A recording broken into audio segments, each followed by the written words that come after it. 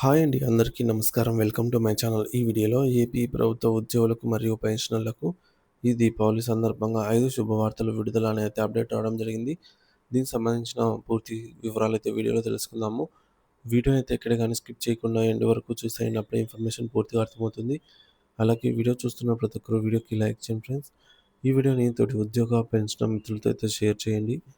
కొత్తగా మన ఛానల్ చూస్తున్నవారు ఇంకా ఎవరైనా సబ్స్క్రైబ్ చేసుకున్నట్లయితే వెంటనే మన ఛానల్‌ని సబ్స్క్రైబ్ చేసుకోండి. సో, దీని ద్వారా నేను చేసే లేటెస్ట్ వీడియోస్ అన్నీ మీ వరకు రీచ్ అవుతాయి. ఇక ఆలస్యం చేయకుండా వివరాల్లోకైతే వెళ్ళిపోదాము. ఫ్రెండ్స్, ఇక విషయానికొచ్చినట్లయితే ఆంధ్రప్రదేశ్ ఉద్యోగులకు ప్రతి 5 ఏళ్లకోసారి అమలు కావాల్సిన పీఆర్సీ ప్రక్రియలో భాగంగా 12వ పీఆర్సీ వాస్తవానికి జూలై 1, 2023 నుండి అమల్లోకి రావాల్సి ఉంది. అయితే ఆ గడువు దాదాపుగా ఒక సంవత్సరం ఆహ్, దాటిపోయిందనమాట. ఈ దిశగా ఎటువంటి స్పష్టమైన చర్యలు తీసుకోకపోవడం ఉద్యోగ వర్గాల్లో తీవ్ర ఆందోళన మరియు అసంతృప్తిని కలిగిస్తోంది. ప్రస్తుత పరిస్థితి మరియు జాప్యం. ఈ గడువు దాటినటువంటి 12 పీఆర్సీ అమలుకు నిర్దేశించిన గడువు ముగిసిపోయింది. చాలా కాలం 2 ఏళ్లయితే పూర్తయిపోయిందనమాట. సాధారణంగా పీఆర్సీ అమల్లో జాప్యం జరిగేటప్పుడు ఉద్యోగులకు తక్షణ ఆర్థిక ఉపశమనం కలిగించడానికి ప్రభుత్వం మధ్యంతర భృతి ప్రకటిస్తుంది. కానీ ఇప్పటివరకు 12 పీఆర్సీకి సంబంధించి ఎటువంటి ఐఆర్ ప్రకటించలేదు. అలాగే పీఆర్సీ సిఫార్సులను రూపొందించడానికి అవసరమైన అధికారిక వేతన సంఘంను కూడా ప్రభుత్వం ఇంకా నియమించలేదు. కమిషన్ నియామకం, అది నివేదిక సమర్పించడం, దానిపై ప్రభుత్వం నిర్ణయం తీసుకోవడము, ఇటువంటి ప్రక్రియలకు చాలా సమయమే పడుతుంది. ఈ కారణాల వల్ల 12వ పీఆర్సీ ప్రక్రియ పూర్తిగా నిలిచిపోయినట్టు కనిపిస్తోంది. అటు ఐఆర్ లేదు, ఇటు పీఆర్సీ కమిషన్ ఏర్పాటుకు చర్యలు కూడా లేవు. మరి ఈ జాప్యం నేపథ్యంలో ప్రభుత్వం 2 మార్గాల్లో ఒకదానిని అయితే ఎంచుకోవచ్చనైతే ఊహాగానాలు వినిపిస్తున్నాయి. ఇందులో మొదటిది నేరుగా ఫిట్‌మెంట్ ద్వారా పీఆర్సీ అమలు. అంటే ఇప్పటికే చాలా సమయం గడిచిపోయింది కాబట్టి మధ్యంతర భృతి ఐఆర్ ప్రక్రియను పూర్తిగా పక్కన పెట్టి సో, దాని ఆధారంగా 12 పీఆర్సీని అమలు చేసే ఆలోచన ప్రభుత్వం ఉండవచ్చనైతే ఈ ఆలోచనలో ఒక అంచనా అనమాట. ఇది ప్రక్రియను వేగవంతం చేస్తుందని భావిస్తున్నారు. ఇక రెండవది ఐఆర్ ప్రకటించి కమిషన్ నియామకం. ఒకవేళ ప్రభుత్వం నేరుగా ఫిట్‌మెంట్ ప్రకటించలేని పక్షంలో సాంప్రదాయ పద్ధతిలో ప్రకారంగా ముందుగా ఉద్యోగులకు మధ్యంతర భృతి ఐఆర్ ప్రకటించి, ఆ తర్వాత పీఆర్సీ కమిషన్‌ను నియమించి దాని సిఫార్సుల మేరకు తుది పీఆర్సీని అమలు చేయాల్సి ఉంటుంది. ఇక్కడ ఎక్కువ సమయం తీసుకునే ప్రక్రియ అనమాట ఇది. ఉద్యోగ వర్గాల దృష్టిలో ఐఆర్ లేకుండా నేరుగా ఫిట్‌మెంట్ ప్రకటించి పీఆర్సీని అమలు చేయడం శ్రేయస్కరమని, ఇది మరింత సులభమని భావిస్తున్నారు. సో, పీఆర్సీ అమలు కేవలం జీతాల పెంపు మాత్రమే కాదు, ఉద్యోగుల సర్వీస్ నిబంధనలు మరియు ఆర్థిక ప్రయోజనాలకు సంబంధించి అనేక కీలక అంశాలను ఇది ప్రభావితం చేస్తుంది. ఉదాహరణకు నూతన పే స్కేల్స్, ఉద్యోగుల యొక్క మూల వేతనాలు మరియు పే స్కేల్స్ ప్రస్తుత ఆర్థిక పరిస్థితులకు అనుగుణంగా సవరించబడతాయి. రెండవది ఇంటి అద్దె భత్యము, నివాస ప్రాంతాల వర్గీకరణ మరియు మూల వేతనం ఆధారంగా హెచ్ఆర్ఏ స్లాబ్ రేట్లు మారతాయి. మూడోది గ్రాట్యుటీ, పదవీ విరమణ సమయంలో లేదా తర్వాత ఉద్యోగికి లభించే గ్రాట్యుటీ లెక్కింపుకు ఆధారమైనటువంటి వేతనం పెరుగుతుంది. తద్వారా గ్రాట్యుటీ మొత్తం పెరుగుతుంది. నాలుగోది అదనపు క్వాంటమ్ ఆఫ్ పెన్షన్, వృద్ధాప్యంలో పెన్షనర్లకు అదనంగా లభించే పెన్షన్ స్లాబ్లను హేతుబద్ధీకరించడం లేదా గతంలో తగ్గించిన ఏక్యూపీ ప్రయోజనాలను పునరుద్ధరించడం వంటి పీఆర్సీ సిఫార్సుల ద్వారా జరిగే అవకాశం ఉంది. ఇతర ఆర్థికేతర ప్రయోజనాలు, ఇతర అలవెన్స్‌లు, ప్రయోజనాలు కూడా ప్రస్తుత పరిస్థితులకు అనుగుణంగా సవరించబడతాయి. 12వ పీఆర్సీ అమల్లో జరుగుతున్న జాప్యం ఉద్యోగుల ఆర్థిక స్థితిపై, వారి నైతిక స్థైర్యంపై ప్రతికూల ప్రభావం చూపుతుంది. పెరుగుతున్న ధరలకు అనుగుణంగా వేతనాలు, ఇతర ప్రయోజనాలను సకాలంలో సవరించడం అత్యవసరము.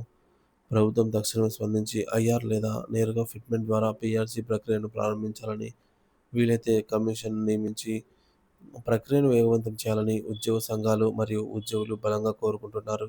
సకాలంలో పీఆర్సీ అమలు ప్రభుత్వానికి చట్టబద్ధమైన బాధ్యత మాత్రమే కాదు, ఉద్యోగుల సంక్షేమానికి అత్యంత కీలకము.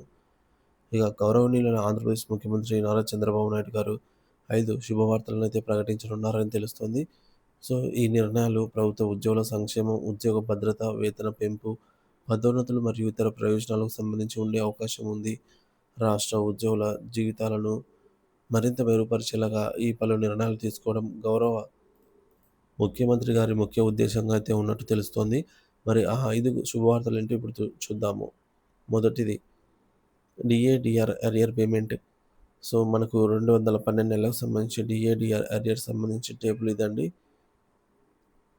ఇవన్నీ కూడా సకాలంలో చెల్లించాల్సిన డీఏలు చెల్లించకుండా బకాయి అయితే పడిందనమాట. సో, వీటి కోసం ప్రతి నెల 4-5 వేల కోట్లను కేటాయించే అవకాశం ఉంది.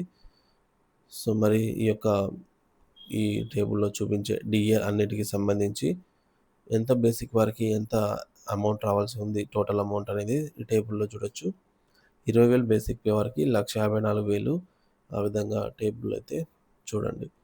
సో, ఫ్రెండ్స్ అలాగే ఇది ఒక ఎగ్జాక్ట్ వాల్యూ కాదండి. కొద్దిగా ఫైనల్ అమౌంట్ అనేది కొద్దిగా మార్పయితే ఉండవచ్చనమాట. ఇందులో కొన్ని డీఏలను పీఆర్సీలో విలీనం చేశారు.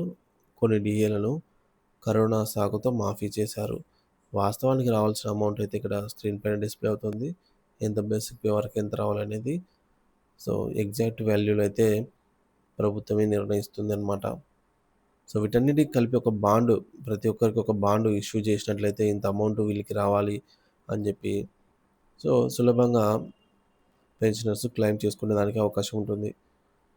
సో, ప్రభుత్వం ఒకేసారి చెల్లించడం కాకుండా విడతల వారీగా చెల్లించి ఉద్యోగ సంఘాలతో చర్చించి ఆహ్, తుది షెడ్యూల్‌నయితే ప్రకటించనున్నట్టు సమాచారం అనమాట. సో, మరి రెండవ శుభవార్త ఏంటంటే పీఆర్సీ అప్డేట్ అండి. సో, పీఆర్సీ ఉద్యోగులకు గుడ్ న్యూస్ అనే చెప్పొచ్చు. పీఆర్సీ వల్ల సో, ప్రభుత్వం ఉద్యోగులకు ఇచ్చిన హామీని నెరవేర్చేందుకు కసరత్తులు ప్రారంభించింది. ఈ నెలాఖరులో ఉద్యోగ సంఘాలతో ముఖ్యమంత్రి గారు చర్చించనున్నారు. ఈ మేరకు పీఆర్సీకి సంబంధించి ప్రతిపాదన చేసే అవకాశం అయితే ఉంది. కమిషన్ నియామకం ఇలాగా. సో, మొత్తానికి ప్రభుత్వ ఉద్యోగులకు, పెన్షనర్లకు పీఆర్సీ ద్వారా ఆర్థిక మరియు ఆర్థికేతర బెనిఫిట్స్ అయితే ఇక్కడ స్క్రీన్ పైన చూపించిన విధంగా లభిస్తాయన్నమాట. సో, ఇది పీఆర్సీ టేబుల్ అనమాట. ఇక మూడవ అంశం ఐఆర్ అప్డేట్. సో, కూటమి ప్రభుత్వం ఎన్నికల మేనిఫెస్టోలో ఇచ్చిన హామీ మేరకు కూటమి ప్రభుత్వం అధికారంలోకి వచ్చిన వెంటనే ఐఆర్ ప్రకటిస్తామని, సో, ఉద్యోగులకు 30% తగ్గకుండా మధ్యంతర వృత్తి ప్రకటించాల్సిన అవసరం అయితే ఉందని ఉద్యోగ పెన్షనర్లు కోరుతున్నారు. సో, ఈ మేరకు 30% ఐఆర్ ఇచ్చినట్లయితే ఎంత బేసిక్ పే వారికి ఎంత ఐఆర్ పెరుగుతుందనేది ఇక్కడ స్క్రీన్ పైన టేబుల్‌లో చూడొచ్చు. 50,000 బేసిక్ పే వారికి రూ. 15,000 ఈ విధంగా అయితే 30% బేసిక్‌లో పెరుగుతుంది. ఐఆర్ అనేది ఎటువంటి డిడక్షన్స్ ఉండవనమాట. నేరుగా ఐఆర్ అనేది బేసిక్ ఈ యొక్క గ్రాస్ అమౌంట్‌లో కలుస్తుంది. అంటే నెట్ అమౌంట్ అనేది ఎంత ఉంటే అంత పెరుగుతుందనమాట. ఐఆర్ నుంచి ఎటువంటి డిడక్షన్స్, మినహాయింపులయితే ఉండవు.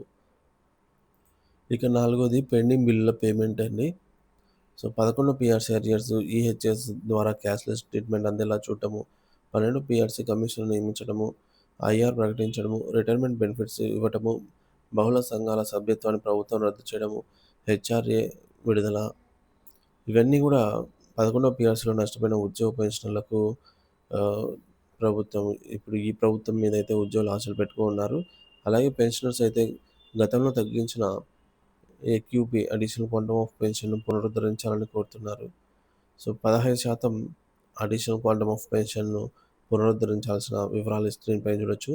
ప్రస్తుతం 71 సంవత్సరం నుంచి 70 సంవత్సరాల వరకు ఈ మేరకు ఇస్తున్నటువంటి అడిషనల్ క్వాంటమ్ ఆఫ్ పెన్షన్ 7% ఉండగా ఉద్యోగ పెన్షనర్స్ అయితే మరొక 8% పెంచి 15% అయినా చేయాలి. లేదంటే మునుపటి 10% అయినా ఉంచాలి అని అయితే అడుగుతున్నారనమాట. ఇకపోతే ఈహెచ్ఎస్ కార్డులకు సంబంధించి, అలాగే చైల్డ్ కేర్ లీవ్‌లకు సంబంధించి ఇవన్నీ కూడా డిమాండ్స్ అయితే చేస్తున్నారు. ఇక ఖాళీల భర్తీ, కారుణ్య నియామకాలు, రెగ్యులరైజేషన్ ప్రక్రియ ఐదవ శుభవార్త అండి. సో, గత ప్రభుత్వం కొందరిని మాత్రమే ప్రధానంగా ఆరోగ్య శాఖలో, మరికొన్ని శాఖల్లో వారిని 2023 యాక్ట్ 30 ప్రకారంగా రెగ్యులరైజ్ చేయడం జరిగింది. సో, మిగిలిన వారిని ఈ ప్రభుత్వం అయితే త్వరితగతిన అర్హత ఉన్న వారిని రెగ్యులరైజ్ చేయాల్సిన అవసరం అయితే ఉంది. ఇక ఆప్కాస్ ఆహ్, రద్దు చేస్తే ఉద్యోగాలు పర్మనెంట్ చేయాలి అని రాష్ట్ర వ్యాప్తంగా మున్సిపల్ కార్మికులు కూడా మరోవైపు ఆందోళన చేస్తూ ఉన్నారు. సో, ఈ విధంగా బకాయిలైతేనేమి 11 పీఆర్సీ అరియర్స్ ఇక్కడ టేబుల్‌లో అయితే చూడొచ్చు. ఎంత చెల్లింపులు జరిగిన భాగము, పెండింగ్‌లో ఉన్న భాగము. సో, ఇయర్ బట్టి మనకు 2018 నుండి 2023 వరకు టేబుల్‌లో చూసుకోవచ్చు. ఈ విధంగా ఈ యొక్క బకాయిలు వీటన్నిటిని కూడా తీర్చాలి అని జెప్పేసి విడతల వారీగా అయినా తీర్చాలి. అలాగే అంగన్వాడీకి సంబంధించి కూడా వీరికి కనీస వేతనాలు అందక వీరు కూడా ధర్నాలు, సమ్మెలకు దిగుతున్నారు. అయినా ప్రభుత్వం వీరికి ఇంకా ఎటువంటి నిర్ణయం తెలియజేయలేదనమాట. సో, కనీస వేతనం 26,000కు ఈ యొక్క అంగన్వాడీ టీచర్లకు అమలు చేయాలి. అలాగే గ్రాట్యుటీ 5,00,000 వరకు, టీచర్లకు 5,00,000 వరకు, ఆయాలకు 3,00,000 వరకు, ప్రస్తుతం ఇస్తున్న మొత్తం చాలా తక్కువగా ఉంది. పెంచాలి అని జెప్పేసి డిమాండ్ ఉంది. సో, వివిధ డిమాండ్స్ ప్రభుత్వ ఉద్యోగుల నుంచి ఉన్న నేపథ్యంలో ఈ నెల ఈ నెలాఖరులో సీఎం చంద్రబాబు నాయుడు గారు వీటన్నిటిని పరిశీలించి ఒక సానుకూల నిర్ణయం తీసుకునే అవకాశం అయితే కనిపిస్తుంది.